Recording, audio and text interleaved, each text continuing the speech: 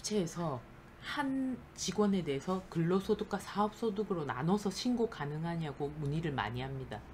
보통 이런 경우는 정규직 직원을 신고하면 금액이 급여가 높을수록 보험료가 많이 나가니 사장도 부담스럽고 직원들도 부담스럽고 이래서 조금 편법으로 보험료를 낮추고자 이런 방법을 실무적으로 많이 씁니다.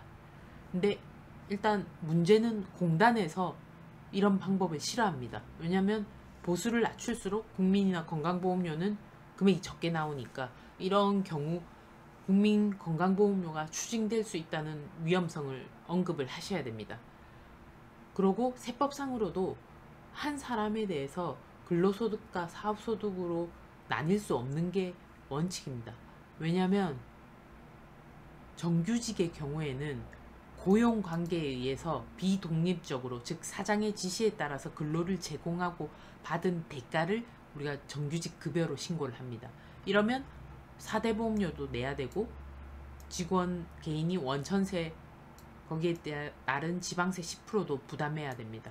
이 원천세는 우리 세법에서 간이세액 종연표라는 것에 의해서 금액이 세금이 나뉘어집니다.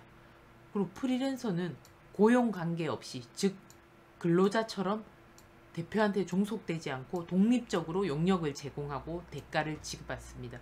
그래서 프리랜서들은 사대보험을 사업장에서 반을 부담한다든지 하지 않습니다.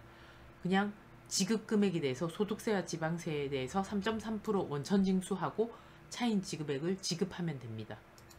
이런 방식이 다르기 때문에 양쪽으로 신고가 들어가는 것은 일반적으로 세법에서 내용을 설명하고 있지 않습니다. 그래서 일반적으로는 이렇게 신고하시면 안 됩니다. 왜냐하면 두 가지 근로소득과 사업소득은 엄연히 이렇게 정의에서 구별이 되고 있기 때문에 각각의 소득으로 신고를 하셔야 되고, 공단에서도 이런 부분에 대해서 나중에 추징할 위험성이 있기 때문에 원래는 정규직이면 정규직 근로소득으로, 사업소득이면 사업소득으로 신고하셔야 됩니다 하고 설명을 하셔야 됩니다.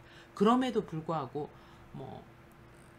소프트웨어 개발업체라든지 이런 데들은 월급이 좀 센 경우가 많기 때문에 보험료를 줄이기 위해서 두 가지 소득으로 나눠서 신고하는 경우가 있으면 그 위험 부담은 업체에 충분히 설명하시고 선택은 업체에서 하시라. 위험 부담은 이런 위험이 있으니까 근로자랑 잘 협의하셔서 신고를 하셔야 된다고 선택권을 업체에 넘기시면 됩니다. 직원 입장에서 무조건 안 됩니다 해서 기장업체랑 싸우고 이런 분란을 일으키실 필요는 없습니다.